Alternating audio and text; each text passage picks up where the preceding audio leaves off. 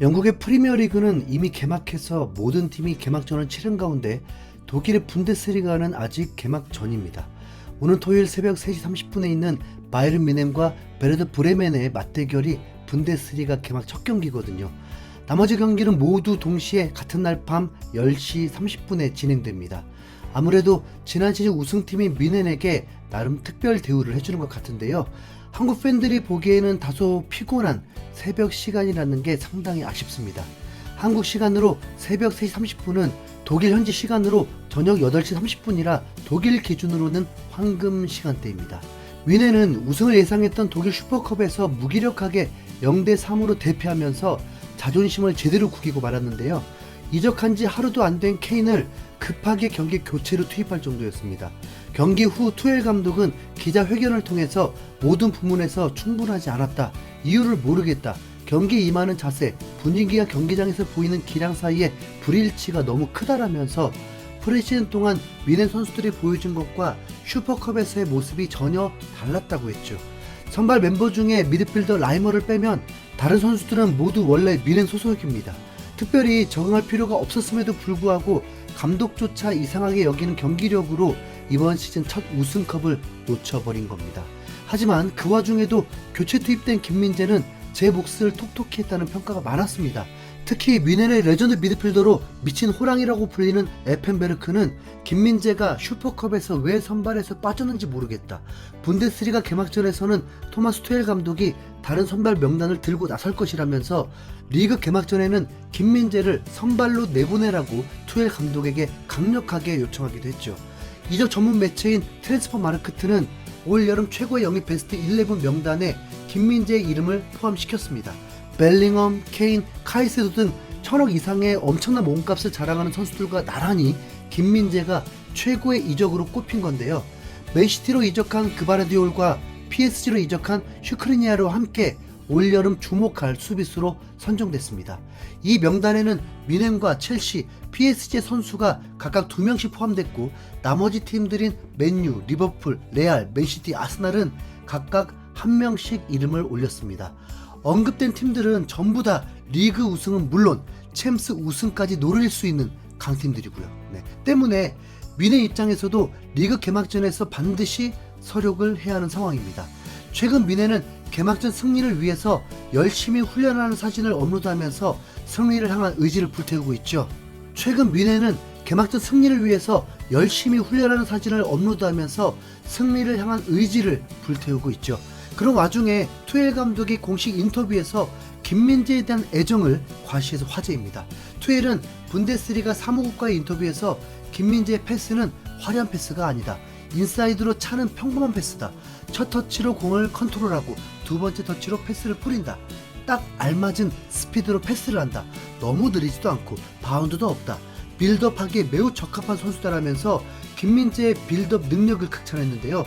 뿐만 아니라 김민재의 수비력도 칭찬하면서 김민재는 용감하게 수비한다, 매우 빠르고 동료 선수들을 잘 도와준다, 항상 어깨를 돌려 자신이 도울 수 있는 곳을 찾는다, 때로는 왼쪽 수비수를 도와주고 그 다음엔 오른쪽 센터백을 도와준다, 김민재와 함께 일할 수 있어 정말 기쁘다라면서 수비 전체를 커버하는 김민재의 수비력에 혀를 내두르는 모습이었습니다. 그러면서 반복적으로 김민재를 사랑한다라면서 엄청난 애정을 과시한 투엘이었습니다. 사실 투엘은 이미 김민재와 만나기 전부터 2명의 한국 선수와 함께한 적이 있죠. 바로 구자철과 박주호입니다. 두 선수는 모두 마인츠 시절에 투엘 밑에서 축구를 했던 경험이 있는데 구자철의 경우에 투엘이 직접 전화를 걸어서 영입을 하겠다고 선언을 했다고 하는데요. 집까지 찾아가 설득을 했다고 하는데 이번에 케인을 영입할 때 보여준 모습과 매우 흡사한 일을 옛날부터 했었던 겁니다. 박주호는 마인츠 이후에 도르트문트에서도 투엘과 추가적인 시간을 보냈는데 이때도 투엘이 박주호를 원해서 도르트문트로 영입을 했다고 알려졌습니다. 이런 경험을 통해서 한국 선수들에 대해서 좋은 인상을 갖게 된 투엘은 김민재에게도 비슷한 감정을 느끼고 있는 듯한데요. 지금까지 한국 선수 2명을 가르쳤다, 김민재 역시 이들과 똑같다, 규율을 잘 따르고 친근하며 겸손하고 깨끗하다, 지금까지 보여준 모습이 정말 마음에 든다라면서 김민재의 성실한 태도를 언급한 겁니다. 투엘은 전술 천재로 불리는 감독인 만큼 아무래도 본인의 주관이 앞서는 스타일인데 그래서인지 자신의 지시에 잘 따르는 성실하고 순종적인 성격의 선수를 선호합니다. 손흥민으로 대표되는 한국 선수의 특징이 바로 착하고 성실하다는 점이다 보니까 김민재도 그런 면에서 투엘의 맘에 든 거죠. 우리나라의 경우에 윗사람에 대한 공경과 감독에 대한 존경심을 바탕으로 그 지시에 군말 없이 잘 따르는 문화가 있잖아요. 네. 사실 외국 선수들은 한국 선수들과 달리 감독과도 서슴없이 부딪히는 일이 많습니다. 물론 해외 감독들마다 스타일이 다 달라서 무조건 지시에 순종하지 않고 논쟁을 하는 걸 더 좋게 바라보는 감독들도 있고요. 대표적으로 맨시티의 과르디올라 감독이 선수들과 부딪히는 걸 즐긴다고 합니다. 2020-2021 시즌 챔스 조별 예선에서 당시 만 20살의 필 포든이 프리킥을 찰 때 과르디올라 감독의 지시를 어겼던 적이 있습니다.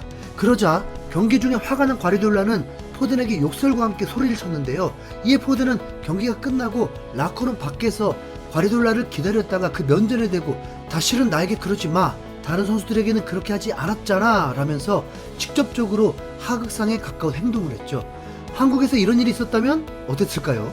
유럽 역사상 최초로 2번의 상관왕을 차지한 레전드 감독에게 20살짜리 어린 선수가 정면으로 대들었다고 생각해보세요. 아마 그날부로 그 선수는 팀에서 쫓겨나고 축구계에서 퇴출됐을지도 모릅니다.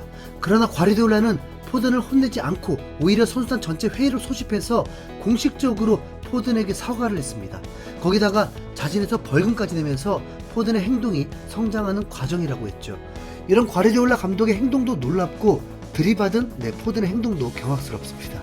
뿐만 아니라 데브라이너 역시 올해 5월에 레알과의 챔스 준결승 2차전 도중에 과르디올라 감독과 마찰이 있었는데요. 데브라이너가 중원에서 공을 뺏기자 과르디올라가 뭐라고 소리를 친 겁니다. 그러자 데브라이너는 감독을 향해서 닥쳐라고 쏘아붙였다고 알려졌습니다. 와, 데브라이너가 핵심 선수인 거 맞는데 감독에게 닥치라고 하는 건 좀 심하지 않나요? 한국의 유교적인 마인드로 생각할 때는 몇 경기 출장 정지를 당해야 될 것 같은데 이번에도 과르디올라는 데브라이너가 자신에게 소리친 걸 오히려 좋아했습니다. 나는 우리가 서로에게 소리를 칠 때가 정말 좋다. 훈련장에서 데브라이너가 나에게 얼마나 소리를 지르는지 남들은 모를 것이라면서 데브라이너가 자신과 충돌한 뒤에는 항상 더 발전한 모습을 보여줬다고 했습니다. 왜 외국 감독들이 한국 선수들의 태도가 항상 겸손하고 성실하다고 하는지 더 이상 설명은 필요 없을 것 같은데요. 투엘이 공식적으로 김민재를 아낀다고 개막전을 앞두고 확실히 밝힌 만큼 이번 개막전에는 교체 멤버 아니고 선발로 우파메카노랑 말고 데리에트와 함께 제대로 철벽 수비 보여주길 기대해봅니다. 이상 흰수염고래였습니다. 감사합니다.